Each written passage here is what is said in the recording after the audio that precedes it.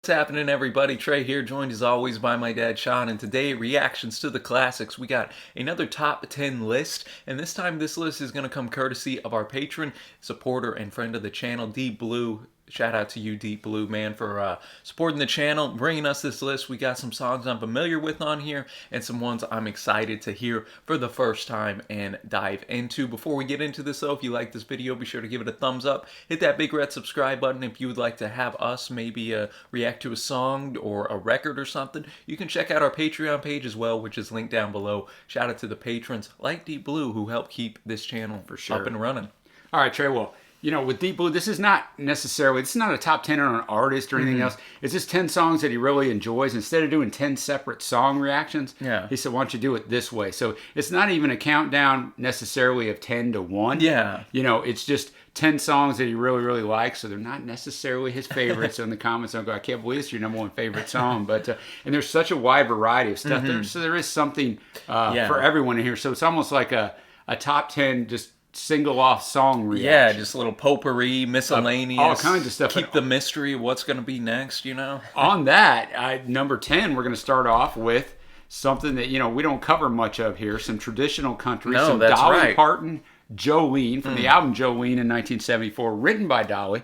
It's released on October 15, 1973 as the first single and title track. Went to number 1 on the country and first top 10 in the UK. Ooh, there we go, man. Pretty high on that Rolling Stones top 500 songs list as well. And according to Dolly, Jolene is the song most recorded by other artists of all the songs she has written. Nominated for 2 Grammys for Best Female Country Vocal Performance, first for the original, and the following year for a live version. Back to back, eh? Despite not winning, it eventually earned her a Grammy Award for Best Country Duo Group Performance 43 years after the release for a cover by the a cappella group Pentatonics, in which she was also featured.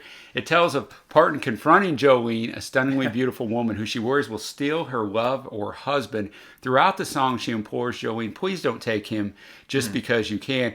On stage in 1988, Dolly told the audience Jolene was a true story, and the reason she did not like to sing it too often. Yeah, I can understand that. Get that real emotions up in there. Exactly, and according to Dolly, the song was inspired by a redheaded bank clerk who flirted with her husband Carl Dean at his local bank branch around the time where they were married. One of the really interesting things is she said she wrote Jolene on the same day that she wrote I Will Always Love You, the great Whitney Houston song, who Dolly did first. Dolly wrote it, in case you don't know that. So that's a songwriting day, boys and girls. I was about to say, that's got to be up there among the all-time great songwriting days up in here. I know we're both familiar with this track. Great tune, man. So looking forward to enjoying it. I've never really followed along with the lyrics. I have not either. So looking forward to that. And the music will not be in the video, by the way. If you want to see it you can check out our link down below. Just due to copyright and time constraints, we just have it in there. So follow along with whatever. We're going to have the lyrics pulled up. Yep. And thank you again, DeepBlue. Thank you, Looking forward to this one.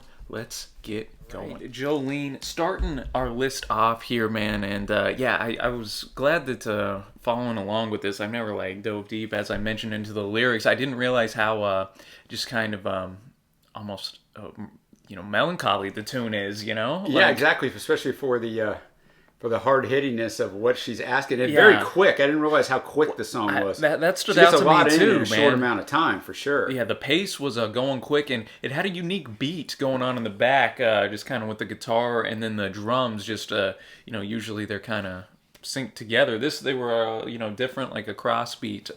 So I thought that was interesting as well. Just a lovely vocal performance here by Dolly, and some great lyricism too. Like I didn't realize just how descriptive it was. Like, your beauty is beyond compare, with flaming locks of auburn hair, with ivory skin and eyes of emerald green. Your smile is like a breath of spring. Your voice is like soft summer rain. So just so many great similes coming up in here, man. Where you kind of get a vision of almost like a muse, a perfect woman, out here, and it's all like, man. And then she goes on to talk more about it. He talks about you in his sleep. There's nothing I can do to keep from crying when he calls your name, Jolene. Like, oh man, that just that would not be good. But yeah, man, great track. Great track, man. Really good way to start. That's going to take us to number 9. This is a instrumental.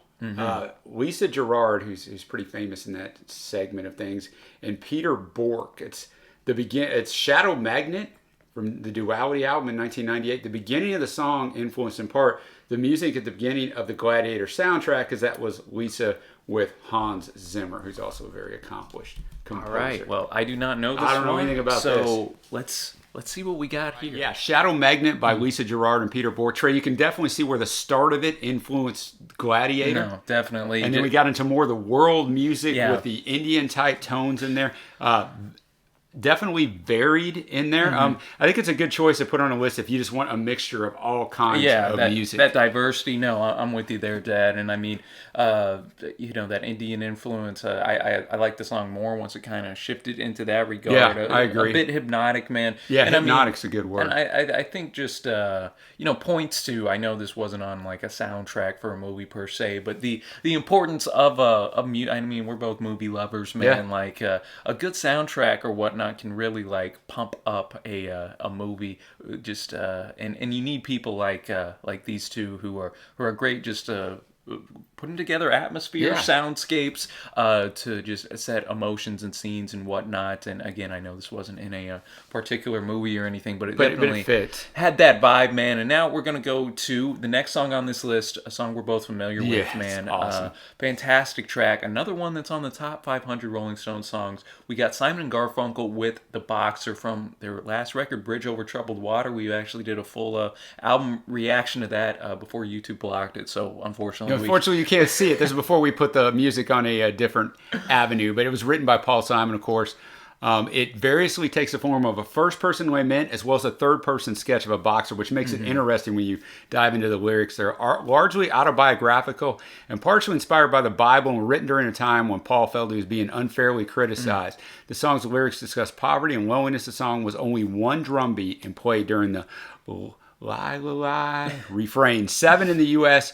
It performed well internationally, charting in the top 10 in 9 countries. And as you said, it's 106 on the Rolling Stones 500 Greatest Songs of All Time. That's right. Original recording of the song was actually one of their most highly produced tracks. It took over 100 hours. That freaked me out. It surprised me. Recording was performed at multiple locations, including St. Paul's Chapel in New York City and at Columbia Studios in Nashville. Some people, this doesn't have a lot of credence to it. No, not at all. But some people suggested that this is a bit of an attack on Bob Dylan. Under this interpretation, Dylan is identified by his experience as an amateur boxer, and the lie, la, lie chorus represents allegations of Dylan lying about his musical intentions. And that was kind of debunked, but I just brought it up in the research because you do hear that, and if you've heard that enough, you might believe it's true. Yeah, exactly. So, boxer, man, just obviously just an outstanding, iconic song. Just a masterclass of how to not only write a song. As we know, Simon is obviously one of the greats in music history, but also the production on it. The arrangement,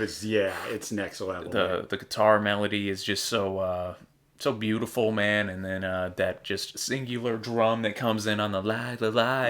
Yeah, and then on top of that, you just get a fantastic story of a man that, again, you get some biblical allusions in there. Even starting at the start, I have squandered my resistance for a pocket full of mumbles, such a promises. All lies and jest, still a man hears what he wants to hear and disregards the rest. I do love that. Kind of reminds me of the prodigal son. Yes. Went off, squandered his stuff. He did what he wanted to do, and then you realize, and then verse 2, when I left my home and my family, I was no more than a boy in the company of strangers in the quiet of the railway station, running scared, laying low, seeking out the poorer quarters where the ragged people go, looking for the places only they would know. And then we get the cool... I almost wanted to sing it because I know that part. So. No, man. And then you get the catchy lie, the lie. I do find that interesting how Simon just put that in as a placeholder, and yet, like, as the song kept going, you were like, you know what? Let's just keep it in. It works. It in there, man. I mean, he thought it was weak, actually, he has said, and held it back. Only Paul Simon could say that, man. After writing a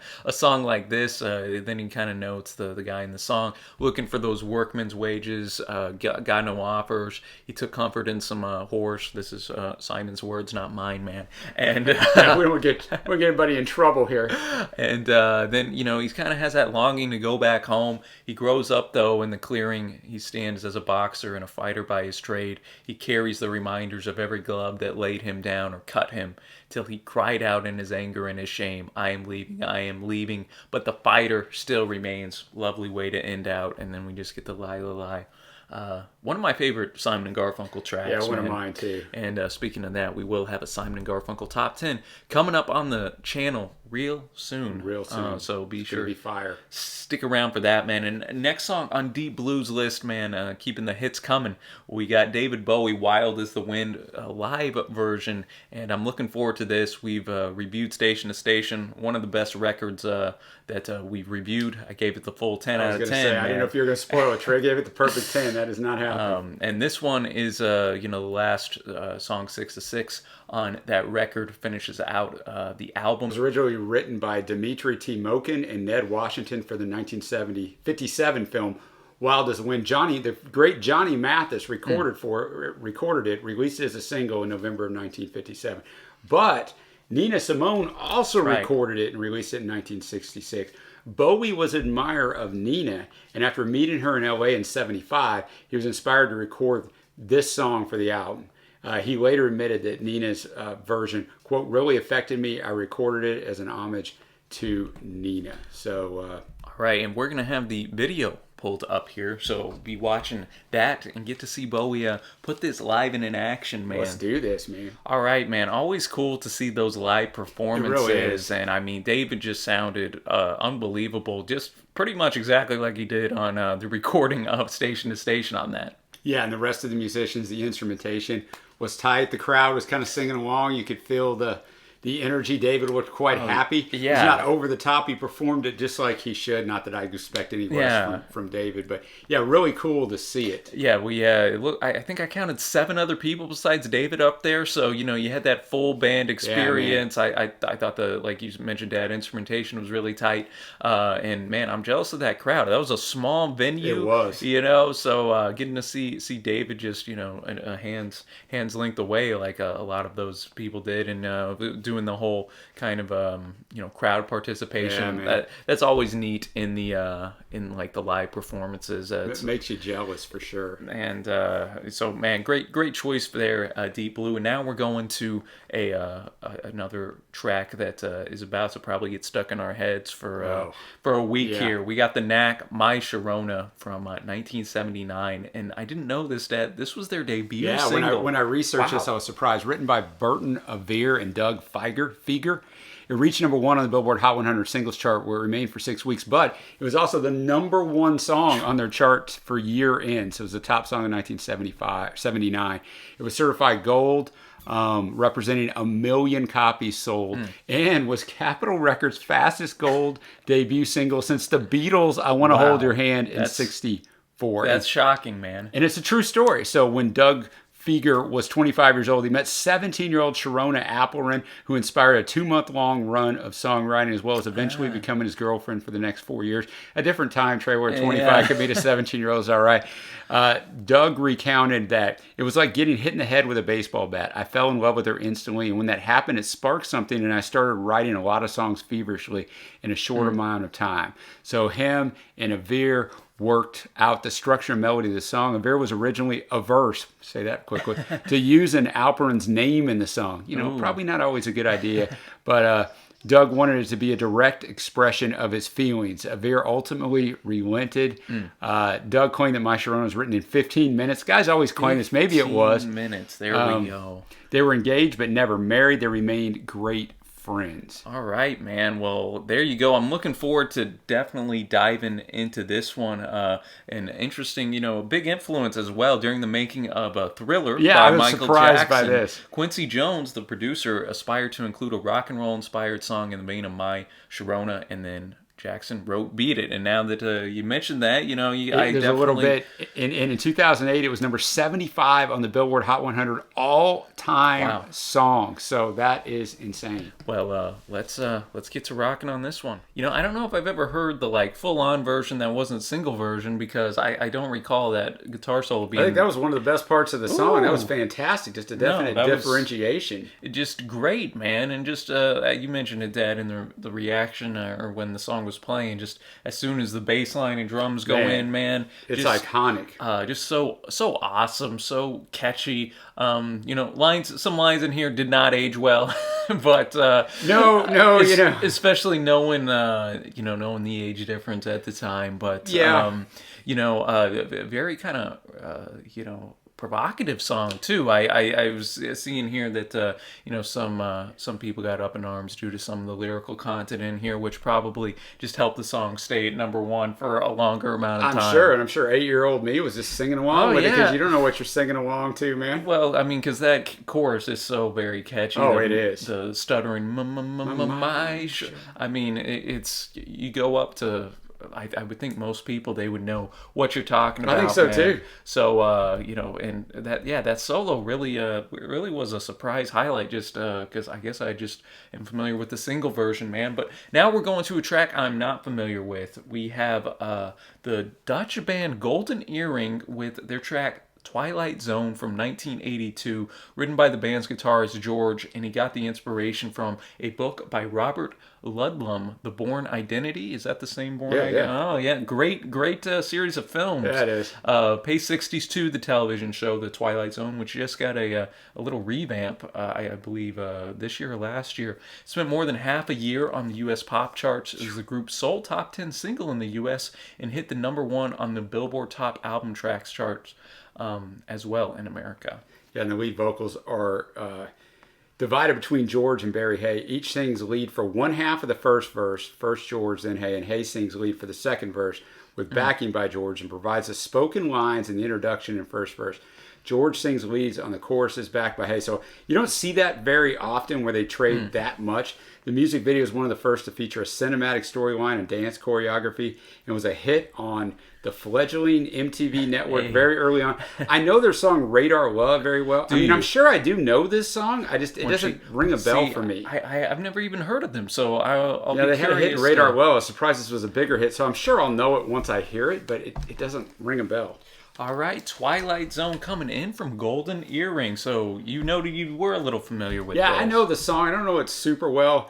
I know Radar Love so much better, and I like this song so much more than Radar Love. So thank you, DeepBlue, for choosing this one. Pretty good song, man. Holds up pretty well. Well, yeah, and I like it. It kind of has that mix of that hard rock, yet also a little bit of that, post-punky type of vibe as well, and blending it into their own sound. And I mean, rarely on this channel will we come across a group that I've not at least heard their name, but no, I hadn't heard their name, man. But I do dig the sound, and it'll be curious to dive in more, and kind of a cool story too, bringing in the whole Bourne Identity stuff. Yeah, I mean, it just kind of played out exactly like we talked about. It's 2 a.m. The fear is gone. I'm sitting here waiting. The gun's still warm. Maybe my connection is tired of taking chances. And then he notes in here as it goes: double cross messenger all alone, can't get no connection, can't get through. While the night weighs heavily on his guilty mind, this far from the borderline, when the hitman comes, he knows damn well he has been cheated. So kind of that, we got a double cross up in here, the whole exactly. And then he goes and he says, help, I'm stepping in, and then that's where we get into the Twilight Zone. Yeah, man. Place is a madhouse, feels like being cloned. My beacon's been moved under moon and star. Where am I to go now that I've gone too far? Ooh. So yeah, man, just a fun little pretty hard hitting when the bullet hits the bone, and they just keep going in on that eight times, man. So that was pretty darn catchy in its own unique way there. A great little solo. That seems to be a bit of a theme here that we're having. And now we're going to go to a group that we've heard some tracks on a live stream from. A nice little crew from Sweden, actually. We got First Aid Kit with the track My Silver Lining from their record Stay Gold in 2014. Maybe we might have done the name kind of sounds familiar. I was wondering that the song, if we did this on a live stream or not, but it was released as their first single from the album Stay Gold.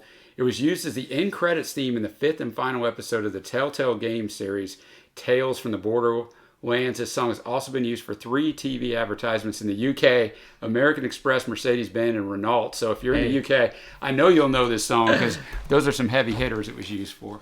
All right, My Silver Lining. Got to add that to the like songs. I wasn't familiar with it whenever it got playing, man, but just such a lovely tune.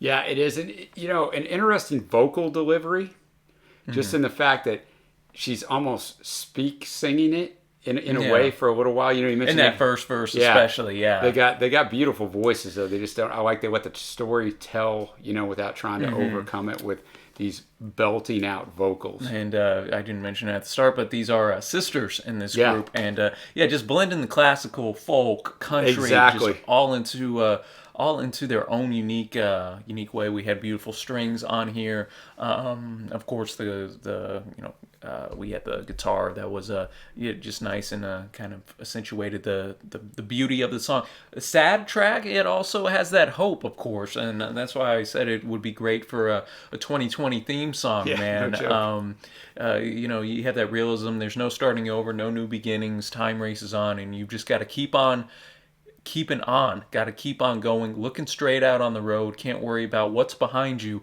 or what's coming for you further up the road. I like that. We got to live in the moment, man. You learn from your past, and then you can't worry too much about the future. Exactly. You just got to keep on keeping on, that as past, they say. Then she notes here, I won't take the easy road. I won't take the easy road, talking about the shackles, and then at the very end, show me my silver lining. I try to keep on keeping on. So, just that glimmer of hope that we all got to look for those silver linings out there. Super nice track, man. And so that might be in my favorite three as we get to the end. Now we're going to go to another group I'm not familiar with, man. We got Dolly's Car. Yeah. And the track Create and Melt. Looks like this is from 1984 and their record, The Waking Hour. So let's get to going here, about 5.5 minutes. I have no idea. Oh, I see it was written by Peter Murphy. Oh, cool. Oh, beans, Peter Murphy's doing the vocals.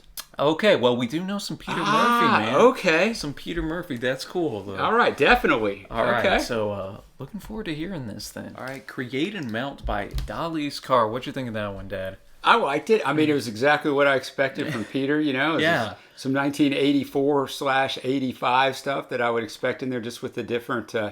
for a little bit, I'm like, yeah, you play this in a dance club. Then it's like, I don't know, there towards the end, but I think so. I mean, it sounds like that kind of extended run. An interesting song. And, just a unique blend of kind of the synth, and then I enjoyed the percussion in there. At the end, you almost had I don't know what the instrument was. I don't know either. I was wondering going very deep, but it all played together. Like, I mean, you wouldn't necessarily think it would mesh well, but it did. Very hypnotic, going in, and kind of and then lyrically kind of has that spiritual bent in there. The path to freedom, Nirvana sits here, and then there's that refrain, here sits, here sits, here sits, that kind of splits up the song in there, talking about again, just imagery of the trees in there, planting this or that, plant your tree of hidden dreams beneath your fears that burst the seams.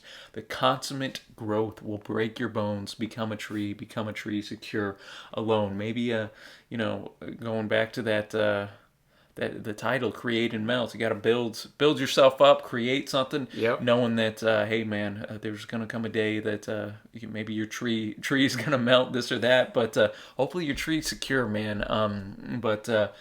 Just kind of an interesting way to blend all that together. And that's been our experience with Peter through his various incarnations, man. No, definitely. And now we're gonna head to another very prolific artist. We got Beck from his 2002 record Sea Change. We've done a song reaction to Lost Cause. That's one of the highest ratings I know that I have given. Yes, it is. And we're going to do the track The Golden Age, which is the lead-off single. The lead-off track, man, starting this record. Look, I'm not familiar with this. I do like the Beck sound in this, kind of time frame that we've heard. So let's dive into this, and then we got our last track coming after this. So thanks again, DeepBlue. The Golden Age. What a way to start off a record, man. Yeah, it's fantastic. Atmosphere was fantastic. Just the melancholy that's throughout this album, supposedly. I mean, it's only the second song I've heard.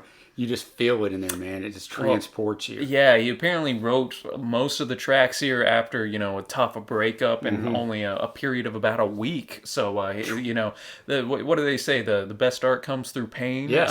So something along those lines. And that's, you can definitely feel that here, man, especially that chorus. Oh, these days I barely get by. I don't even try. That I just think that's, only 10 words or so, but it just gets the freaking freaking point home how desperate he is here. And then that first verse, he really sets the scene, the image in your head of just what's going on. I like feel the moonlight on your skin, let the desert wind cool your aching head, let the weight of the world drift away instead. Then we get the chorus, and he notes there's distant lights, but here they're far and few, and the sun don't shine even when it's day. So just some fantastic lyrics by Beck. Love the acoustic and electric guitar interplaying off of each other. Just thought it had a wonderful production and instrumentation on here as well. So great choice again, DeepBlue. And now we are to the last song on the list here, one that I'm looking forward to diving into. Again, not a track I'm familiar with. We got Eva Cassidy and her track Autumn Leaves, and we'll be watching the live performance here on YouTube, live at Blues Alley from 1996, which unfortunately is the year she passed away. Yeah, she was only 33 years old, died from cancer. She was an American vocalist and guitarist known for interpretations of jazz, blues, folk, gospel, country, and pop classics. Although she had been honored by the Washington Area Music Association, she was virtually unknown outside of D.C. when she passed away. But she ended up, they did a story on her in Nightline in 2001. They showed a performance of her on Top of the Pops in 2000. They said Paul McCartney and Eric Clapton became fans of her. So she's got way more famous, obviously, after she's passed and people start discovering these. The song itself is a popular song and a jazz standard composed by Joseph Kozma, with original lyrics are in French, and then Johnny Mercer put them in English.